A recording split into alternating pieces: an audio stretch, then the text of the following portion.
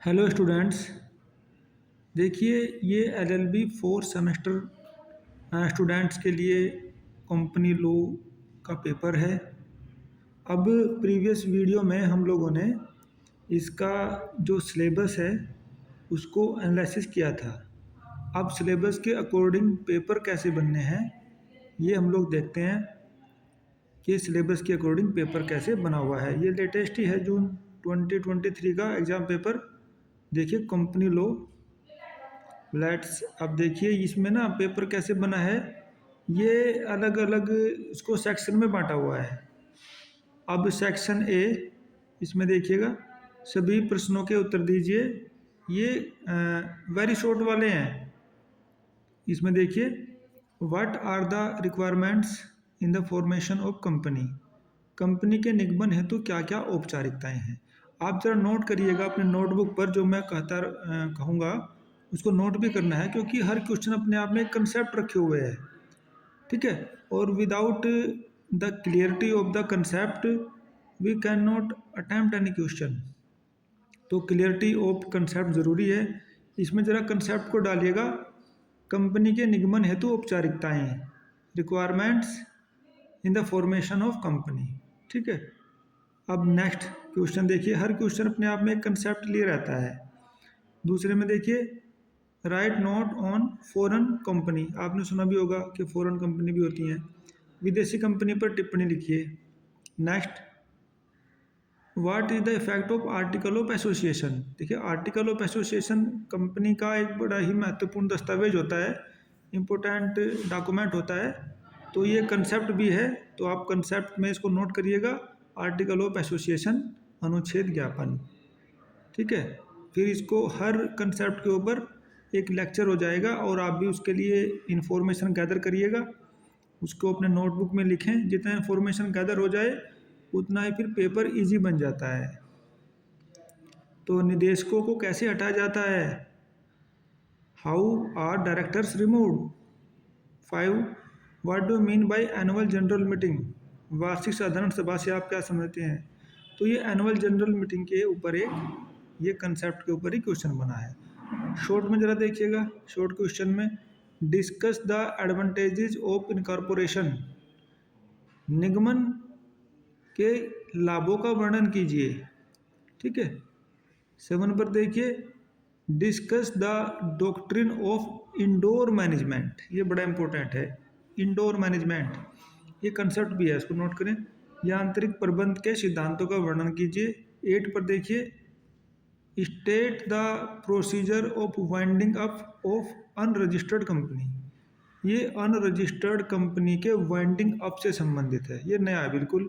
अपंजीकृत company के परिसमापन की प्रक्रिया का उल्लेख कीजिए। 9 पर फिर देखिएगा, company is a district legal entity existing separate from its members. Comment. ये इसका बेसिक फीचर भी है।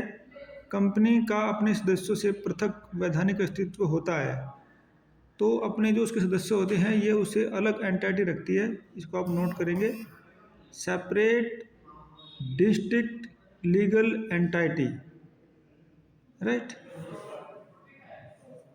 नेक्स्ट 9 के बाद फिर ये 10th पे देखिएगा, explain the doctrine of lifting the corporate wheel, discuss it's consequences. ये कॉरपोरेट व्हील नोट करें, कंसेप्ट है लिफ्टिंग ऑफ कॉरपोरेट व्हील। निगमन के आवरण को हटाने के सिद्धांत का वर्णन कीजिए, इसके परिणामों की विवेचना कीजिए। 11 पर फिर देखिएगा, ये what do you mean by debentures, explain briefly the distinction between shares and debentures. तो शेयर और डिबेंचर्स के बीच में ये देखिए इन्होंने, ऋण पत्र क्या है, अंश एवं ऋण पत्र में क्या अंतर है, इसको डिफरेंस इसको बताया है। तो इसको नोट करिएगा, डिबेंचर्स एंड शेयर, फिर उनमें डिफरेंस का कंसेप्ट हमको बनाना है। 12 पर देखिएगा, discuss the legal position of directors of A company. ये बहुत ही इंपॉर्टेंट क्वेश्चन है, हर बार आता है, ये रिपीटेड क्वेश्चन है। डायरेक्टर्स के ऊपर तो हर बार ही आता है। तो डायरेक्टर्स को किसी भी दशा में इस कंसेप्ट को छोड़ना नहीं है। डायरेक्टर्स कितने प्रकार के होते हैं, डायरेक्टर्स का रिक्रूटमेंट कैसे होता है, वो सारे क्वेश्चन अलग अलग तरीके से बनते हैं, लेकिन आते हैं वो डायरेक्टर्स के ऊपर ही। तो कंपनी के निदेशकों की वैधानिक स्थिति का वर्णन कीजिए, ये लॉन्ग क्वेश्चन में है। Question number 13, what do you mean by memorandum of association. ये मेमोरेंडम ऑफ एसोसिएशन से रिलेटेड है, ऊपर भी आया था, तो इट मीन्स ये 2 बार आ गया। अब देखिएगा आप कितना इंपॉर्टेंट है ये। Distinguish between memorandum of association and article of association, दोनों ही बड़े महत्वपूर्ण दस्तावेज होते हैं कंपनी के, उसमें memorandum of association and article of association. तो हिंदी में देखिएगा, संगम ज्ञापन से आप क्या समझते हैं, संगम ज्ञापन एवं संगम अनुच्छेद में अंतर स्पष्ट कीजिए। ठीक है, तो इस तरह से हमने देखा है कि हर क्वेश्चन अपने आप में एक कंसेप्ट लिए हुए है। अब हमको करना क्या है, हमारा होमवर्क इस क्वेश्चन से कंसेप्ट को अलग कर देना है। कंसेप्ट को अलग निकालिएगा और कंसेप्ट के आधार पर इंफॉर्मेशन कलेक्ट कीजिए।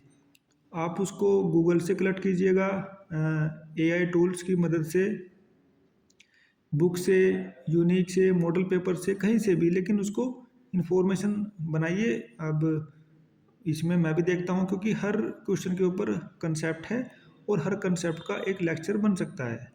तो देखिए, ये लेटेस्ट क्वेश्चन पेपर है, इस तरह से पेपर बनते हैं। I think this lecture will be very helpful for you.